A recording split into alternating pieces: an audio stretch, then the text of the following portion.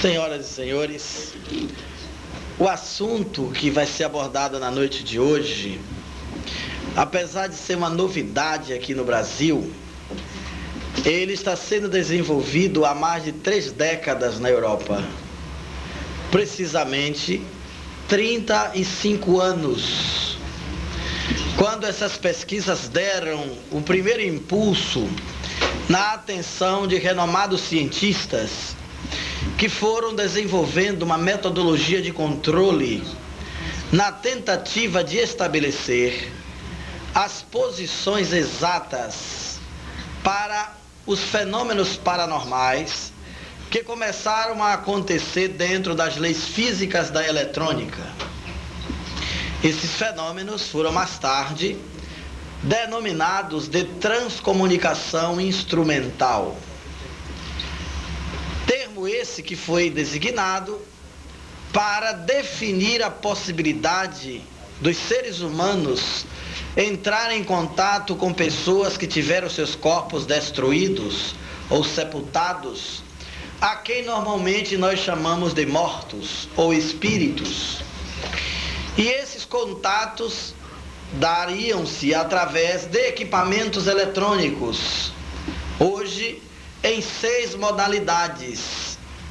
Primeiro vieram os gravadores, depois os alto-falantes de rádio, mais tarde o telefone, depois a tela da televisão, recentemente os computadores e agora o fax. Todos esses equipamentos são hoje utilizados na Europa para estabelecer comunicação com espíritos do além ou com os mortos. Trata-se de um novo canal, uma nova possibilidade que vai além dos limites das faculdades psíquicas humanas. Nós tínhamos apenas a única possibilidade de entrar em contato com o mundo dos espíritos, que era a mediunidade ou as faculdades psíquicas que a natureza outorgou aos seres humanos. Hoje, graças ao desenvolvimento tecnológico e o domínio das ondas eletromagnéticas, os espíritos também resolveram se fazer sentir através desses equipamentos eletrônicos. As pesquisas avançam tanto e os resultados são tão espetaculares e a velocidade é tão incontida que de um ano a outro a própria transcomunicação supera todas as suas conquistas até então realizadas. Nós vamos tentar nessa conferência, junto com o Padre Brini, abordar esse tema no máximo em 1h30, 2 horas, o que é um tempo muito escasso, devido ao fato desse tema ser abordado em um seminário de 12 horas de apresentação em conferências. Portanto, faremos aqui na noite de hoje o resumo da síntese do prólogo do assunto, na tentativa de que todos vocês possam ter uma ideia, pelo menos básica, do que vem a ser a transcomunicação instrumental. Hoje, são mais ou menos 10.000 pessoas envolvidas nessas experiências em todo o mundo. Os países europeus estão na linha de frente devido à possibilidade dos resultados serem mais eficientes. Em diversas cidades da Europa, da Alemanha, de Luxemburgo, da Áustria, da França, da Espanha e mais notadamente na Itália, a transcomunicação cresce de forma espantosamente rápida. São encontros, colóquios, seminários, conferências como essa que está acontecendo em todos os lugares do mundo, quase que semanal ou mensalmente. Um chorrilho de livros são publicados. Hoje já temos mais de 80 títulos abordando exclusivamente a transcomunicação instrumental nos diversos países e escritos pelos diversos pesquisadores nas mais variadas áreas do conhecimento científico.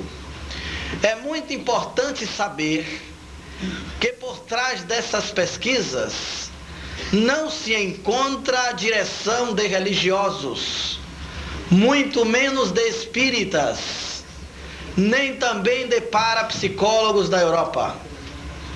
O movimento da transcomunicação reúne técnicos, engenheiros, cientistas, gente das universidades, da informática, da eletrônica de uma forma geral, e também centenas ou milhares de pais que perderam seus filhos, ou pessoas que perderam os entes queridos, que se agregam a esse movimento na tentativa de buscar a certeza da indestrutibilidade do ser humano e manter correspondência através de equipamentos eletrônicos com seus parentes falecidos. Apesar de termos muitos sacerdotes e espiritualistas envolvidos nessas pesquisas, essas pesquisas não é fruto do trabalho dos religiosos nem dos espiritualistas. Há cientistas envolvidos nisso que eram ateus, que não acreditavam absolutamente em nada. A transcomunicação é, portanto, a decorrência do desenvolvimento da tecnologia científica do nosso mundo. É um resultado natural, um fenômeno que começa a trazer para todos nós um novo conhecimento a respeito de leis ainda desconhecidas. Todos esses trabalhos alcançados hoje reúnem grande quantidade de material que já se espalha pelo mundo. São milhares de mensagens recebidas por televisão, imagens límpidas, claras, nítidas. Algumas delas no começo eram preto e branco, um pouco vaporosa, sem nitidez e mudas. Hoje algumas imagens têm movimento, têm voz simultânea na transmissão.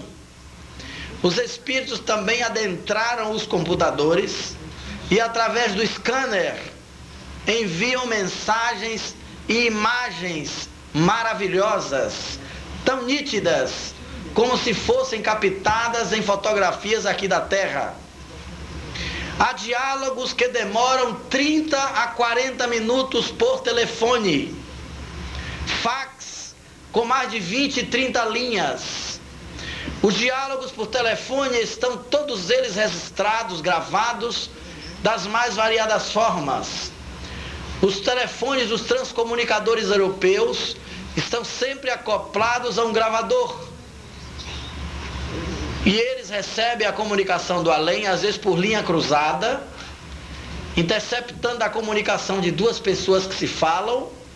Às vezes é um filho, é um parente falecido que cruza a linha. Às vezes é o próprio espírito que toca.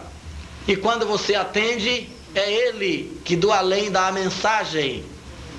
Muitas vezes ele deixa gravado direto na secretária eletrônica.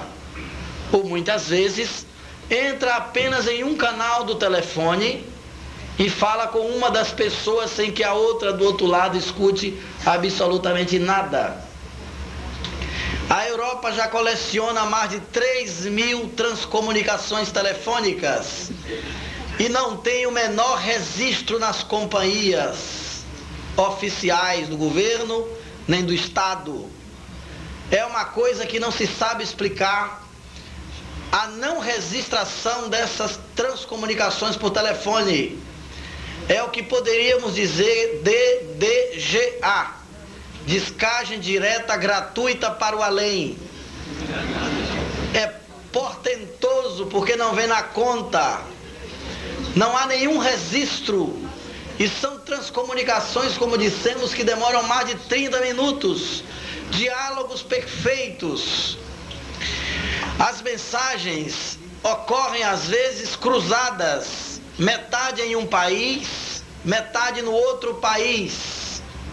Algumas pelo computador e o espírito completa a mensagem pelo rádio, a fim de que os pesquisadores se aproximem para que a transcomunicação tenha mais unidade, os espíritos estabelecem esses contatos. Todos os grupos da Europa sabem que lá do além eles têm estações transmissoras.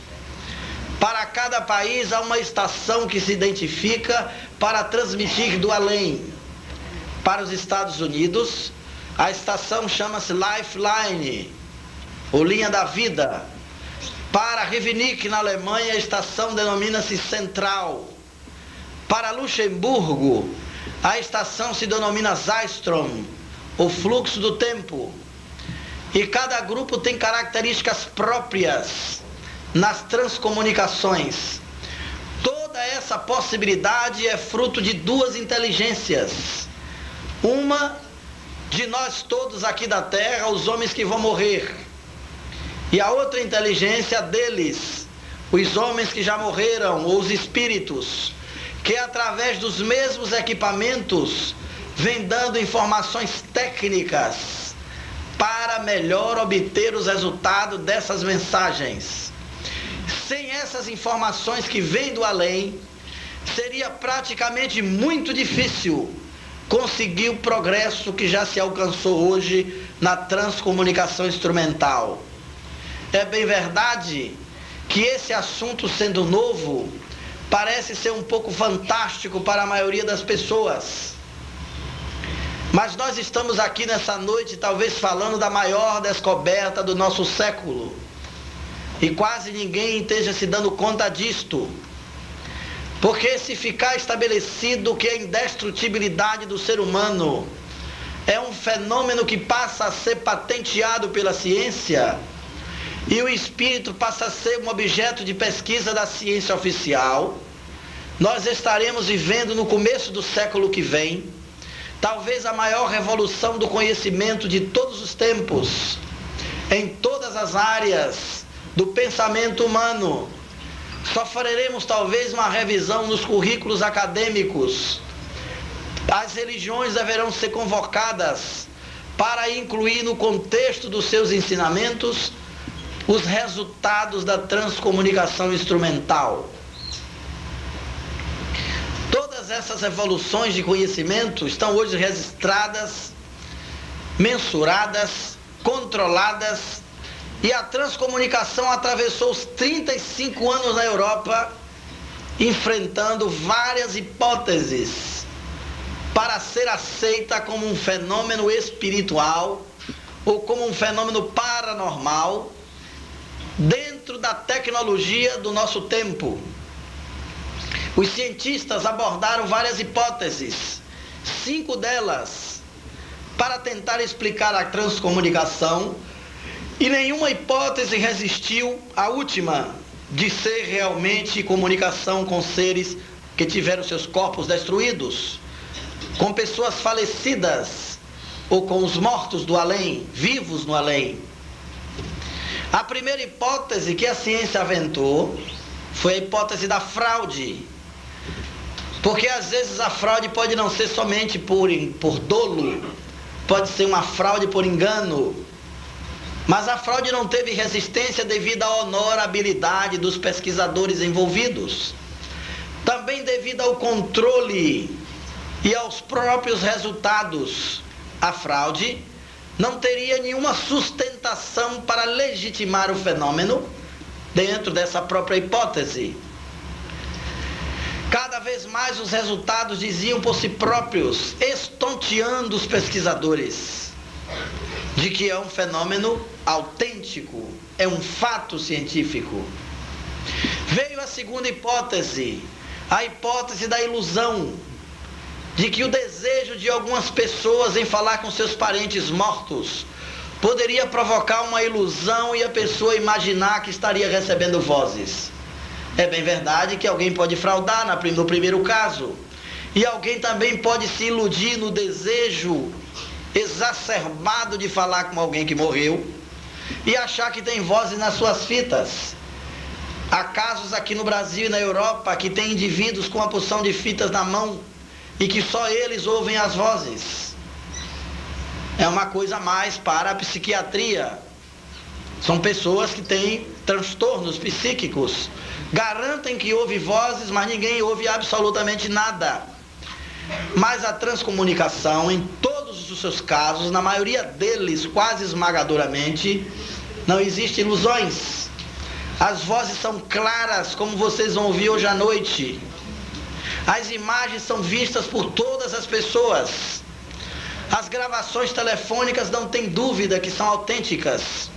Os espíritos dão seus dados pessoais, dados que vão até a número de telefones, cartão de seguro de vida, detalhes familiares, conteúdos bibliográficos que são pesquisados por centenas de pessoas em todo o mundo. Vem a terceira hipótese: ondas do passado que permanecem. Será que a transcomunicação não seria a captação de algumas ondas que guardam registro da natureza em alguma dimensão que o homem desconhece? E a má interpretação poderia dizer que era coisa do além? Entretanto, o conteúdo dessas fitas, dessas imagens, não tem somente coisas do passado, tem coisas muito do presente e às vezes coisas do futuro. Não tem lógica a terceira hipótese para sustentar também a transcomunicação. Surge então a quarta hipótese: o inconsciente dos pesquisadores. Será que não seria a mente humana capaz de produzir isso nas fitas? A hipótese do inconsciente é aventada por muitos pesquisadores na parapsicologia. Nos Estados Unidos, tem um sensitivo chamado Ted Sirius, que depois de tomar algumas latas de cerveja, ele apanha uma máquina Polaroid, concentra a atenção da consciência dele na máquina e pensa na Torre Eiffel. E quando ele revela o filme, aparece a silhueta da Torre Eiffel. No Japão, há um outro jovem de nome Masaaki Kiyota, que não precisa tomar as garrafas de cerveja que o Ted Sirius toma e que está sendo estudado na Universidade de Tóquio. Mais fantástico ainda que o Masaaki Kiyota, ele apanha um filme velado dentro da caixa e pensa na imagem que ele viu do quadro quando ele visitou o Museu de Chicago. E quando revela o filme, aparece a silhueta da imagem que ele pensou. Se é possível a mente humana fazer isso nas imagens, é possível que faça também nas vozes. Como todos os pesquisadores da transcomunicação têm interesse na verdade, eles aventaram hipótese a hipótese, uma a uma. Mesmo a do inconsciente não teve resistência. Primeiro porque Masaaki Kiyota e Ted Sirius são dotados, são paranormais. Eles empreendem algum esforço para registrar essas imagens nos filmes. Os pesquisadores da transcomunicação obtêm mensagens mesmo sem querer, sem ter mediunidade ou paranormalidade alguma, sem serem sensitivos e sem empreenderem o menor esforço. Depois, a transcomunicação é uma coisa que qualquer pessoa pode fazer, desde que tenha aparelhos domésticos e os utilize da forma adequada. Não precisa ser engenheiro, não precisa ser técnico. As técnicas são muito simples. Só por rádio e gravador são mais de 16 técnicas diferentes. Todos os nossos aparelhos são apenas receptores, não tem nenhum aparelho transmissor. O telefone, por enquanto, só toca de lá para cá, ainda não toca daqui para lá. Muito embora haja já uma tecnologia sendo desenvolvida, mas esses aparelhos ainda não são construídos. A maioria deles que estão desenvolvidos encontram-se ainda na bancada de muitos pesquisadores. A quinta hipótese, então, seria a hipótese da interferência.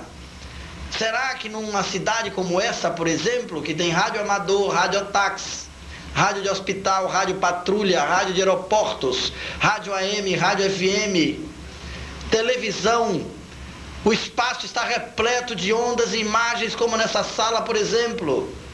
Se ligarmos aqui 10 rádios, vamos ouvir 10 vozes diferentes.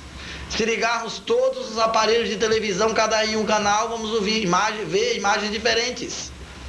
Será que não seria a transcomunicação o resultado desse engano? Os pesquisadores também fizeram o controle. Isolaram os equipamentos em salas forradas de chumbo, teto e paredes, e passaram ainda um campo de alta frequência em torno da sala. Qualquer equipamento eletrônico ali dentro não receberia nenhuma sintonia ou qualquer sinal externo. Mesmo com esse controle, a voz dos espíritos apareceram nos campos magnéticos das fitas. Alguns outros mergulharam os gravadores em tanques de glicerina. O corpo de massa da glicerina impediria que as ondas eletromagnéticas alcançassem as fitas, com um efeito semelhante quando nós passamos num túnel e o nosso rádio sai do ar dentro do carro. Mesmo assim, a voz dos espíritos apareceram nas fitas. Houveram pesquisadores que largaram os gravadores no fundo do mar no submarino, vieram para a superfície, fizeram as evocações na terra, e dias depois a voz dos espíritos estavam gravadas no gravador do fundo do mar, no submarino onde eles deixaram. Portanto, a interferência não tem sentido para explicar a transcomunicação, exatamente porque a transcomunicação possui também conteúdos peculiares. O que elimina a hipótese do inconsciente, também elimina a hipótese da interferência, porque as vozes se identificam, dão dados pessoais, fala com as pessoas que estão na sala. Como poderia ser uma interferência capaz de reconhecer um visitante? Vocês vão ouvir textos que foram ditados porque um padre Breen estava na sala presente e o espírito falou em francês em homenagem à sua língua materna. Que tipo de interferência seria essa? Se é uma interferência, é uma interferência inteligente de uma consciência que não tem corpo, que está agindo no nosso equipamento eletrônico.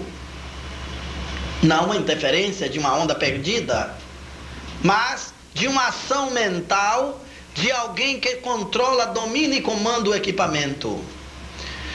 Resta então a última hipótese, a hipótese de que são os espíritos que comandam as transcomunicações.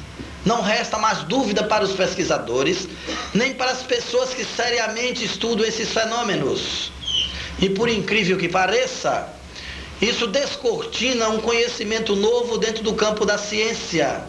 Talvez a descoberta desses fenômenos traga para a civilização mais conteúdo científico do que foi a descoberta da eletricidade e das ondas eletromagnéticas no século passado. Estamos hoje no universo de ondas, de pensamentos e vibrações, vivendo uma mudança de paradigmas em todas as áreas do conhecimento e da ciência. A ciência já começa a pensar em uma nova proposta de estudo, porque todo modelo da ciência é o estudo do concreto.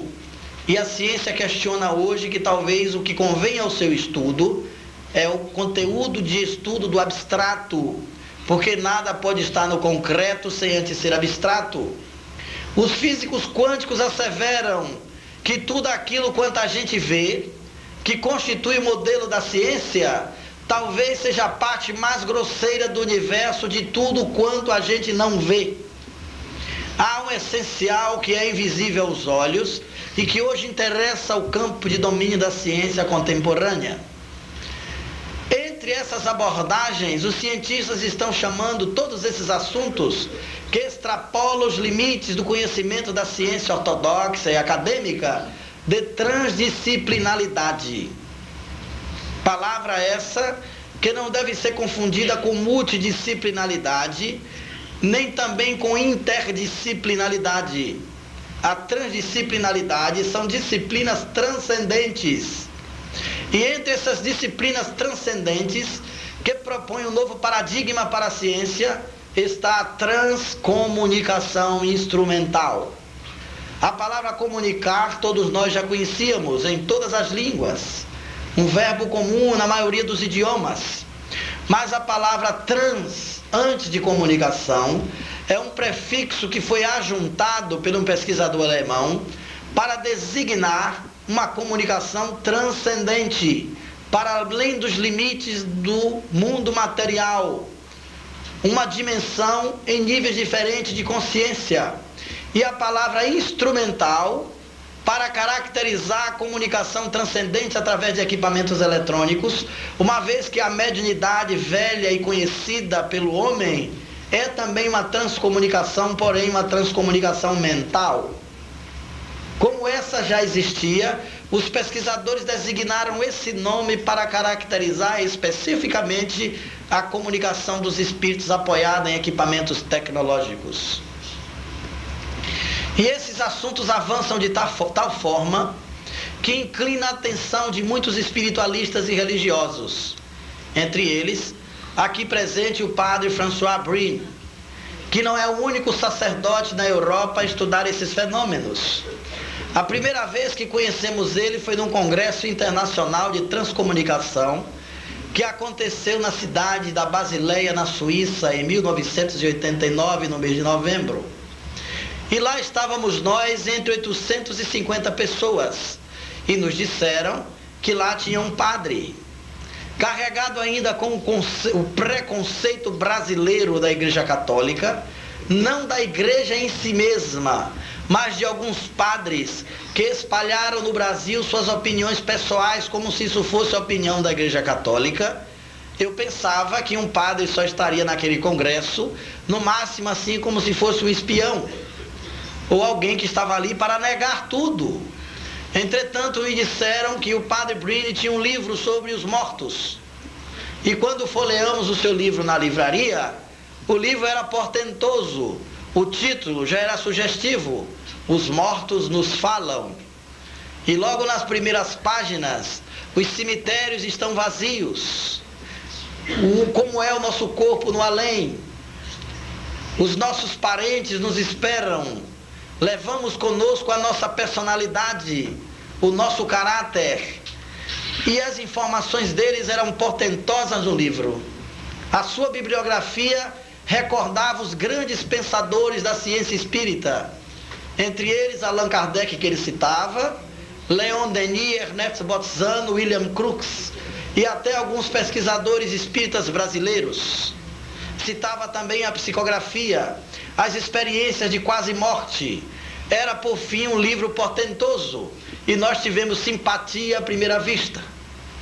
No outro dia do congresso, assistimos sua conferência. Foi simpatia à segunda vista. Depois entrevistamos ele pessoalmente e estivemos com ele na estação de Paris. Foi simpatia à terceira e quarta vista. E lhe propomos ali a tradução do seu primeiro livro em idioma português, o que ele aqueceu. E eu perguntei: no Brasil, será que não terá problemas com a Igreja Católica? E ele disse: creio que não, porque meu livro já era traduzido naquele tempo, dizia ele, em 6 idiomas, e vendia em todas as livrarias católicas do mundo, sem nenhum problema. E não teve problema algum. Ele veio ao Brasil pela primeira vez, lançou seu livro em 16 estados, fazendo conferências. Na segunda vez, para o Congresso Internacional de Transcomunicação Instrumental, que aconteceu em São Paulo com quase 2.000 pessoas no Centro de Convenções do EMB, 19 países representados, e o padre François Brine era um dos conferencistas. Hoje, na sua terceira estada do Brasil, ele vem lançar o seu segundo livro, Linha Direta do Além, em parceria com um pesquisador da Universidade de Sorbonne, na França, um professor honorário, autor de mais de 10 obras em biologia e etnologia, também pesquisador da transcomunicação instrumental. Juntamente com o padre Brine, viajaram o mundo e pesquisaram entre os grupos as informações mais recentes desse tema e reuniram nesse livro portentoso, que juntamente com o outro, constitui uma mensagem de esperança extraordinária para as pessoas que o compulsam. É um livro especial para qualquer católico ler, para qualquer espírita ler, espiritualista, ateu, descrente, adolescente e idoso. Porque o livro transcende as igrejas, as paredes das crenças e alcança a mente das pessoas abertas.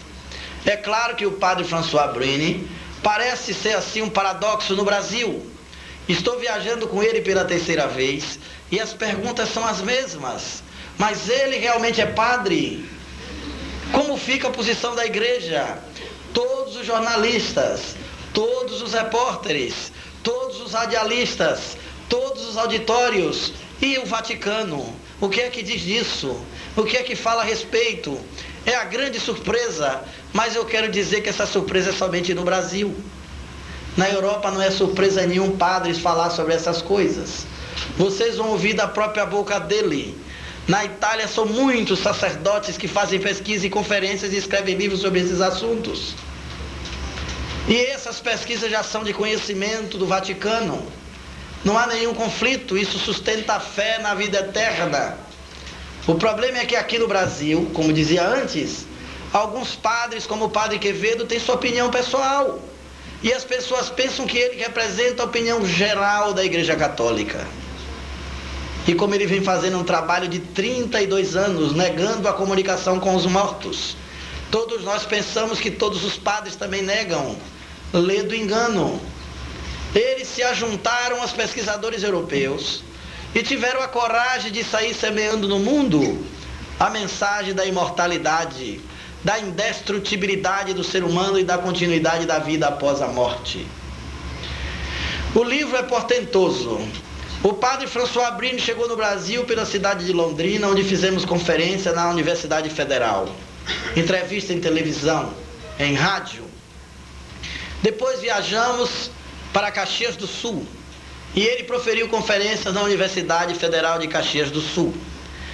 Manteve um programa de rádio de 2 horas. O sucesso foi tão espetacular que teve que repetir no outro dia outro programa com mais 2 horas.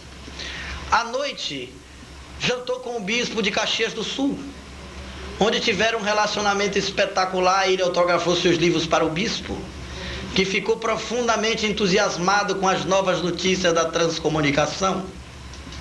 De Caxias do Sul, viajamos para o Rio de Janeiro. E lá o padre foi, aliás, para Brasília, onde foi feito um seminário no auditório do Centro de Convenções.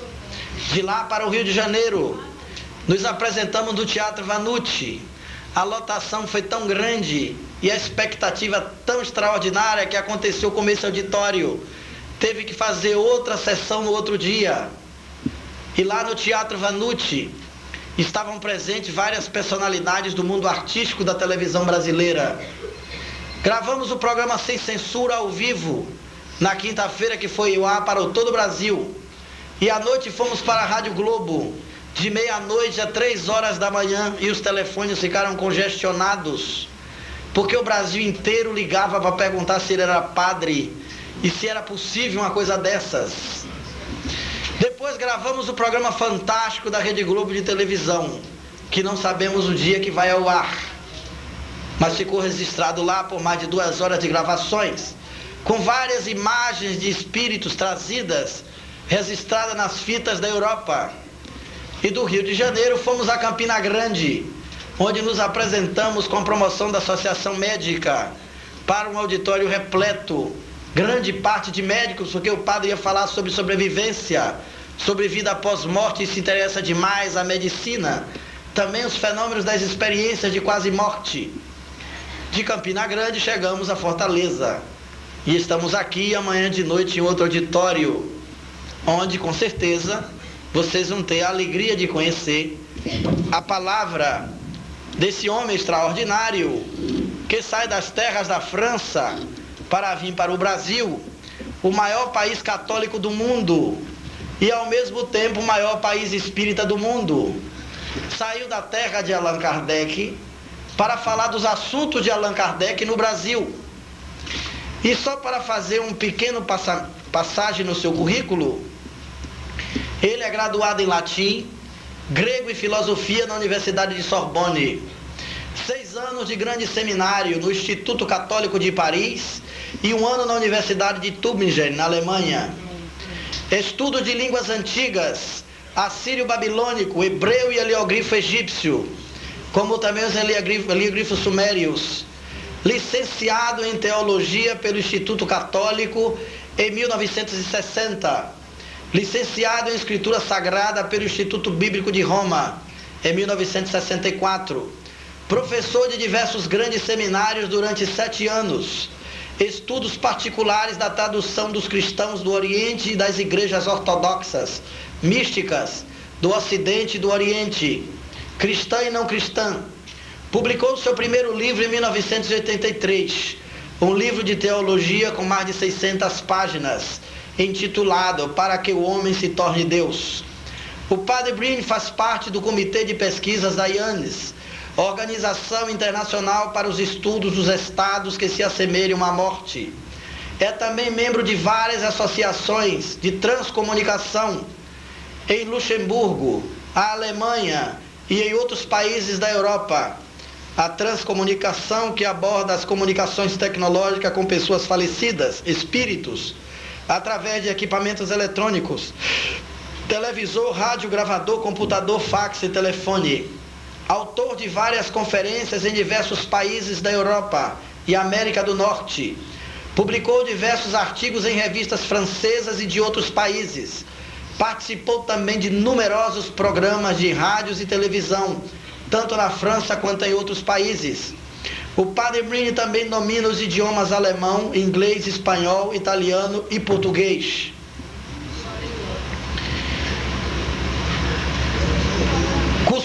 Causou grande impacto, pois pela primeira vez um teólogo, sacerdote e padre católico aborda tão séria e corajosamente testemunhos recolhidos durante as comunicações com pessoas ditas mortas através de equipamentos eletrônicos.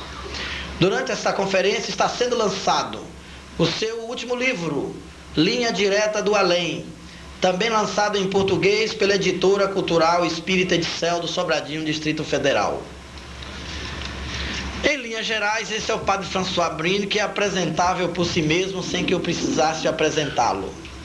Mas gostaríamos de, nesse momento, pedir a todos vocês um pouco de atenção, porque o Padre François Breen aprendeu a falar português nos intervalos em que está hospedado no hotel. Ele chegou no Brasil falando um portunhol, mais espanhol para português. Depois ele foi mudando, começou a falar espanguês, mais português do que espanhol. E agora ele fala português, já deu entrevista em rádio, televisão, tranquilamente. É só atenção um pouquinho que tem algumas palavras cuja pronúncia no som se mescla. Como ele fala fluentemente italiano e espanhol, às vezes algumas palavras ficam mais ou menos mescladas, mas dá para nós entendermos perfeitamente bem.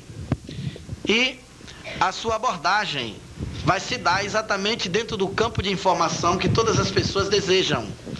Vamos ver se no final nós teremos alguns minutos para algumas perguntas que deverão ser feitas somente por escrito, devido ao auditório ser muito grande e a gente tem que selecionar no máximo 5 ou 10, e ele poderá responder atendendo à curiosidade de muitas pessoas. Então, nós vamos, nesse momento, ter a alegria de passar a palavra ao Padre François Breen.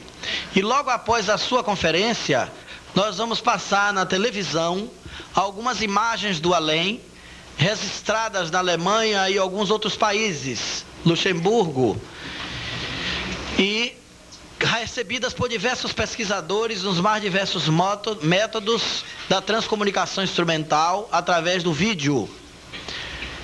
Então vamos fazer silêncio, aproveitar bem esses momentos que são talvez raros em nosso país, ouvindo a palavra do Padre François Breen.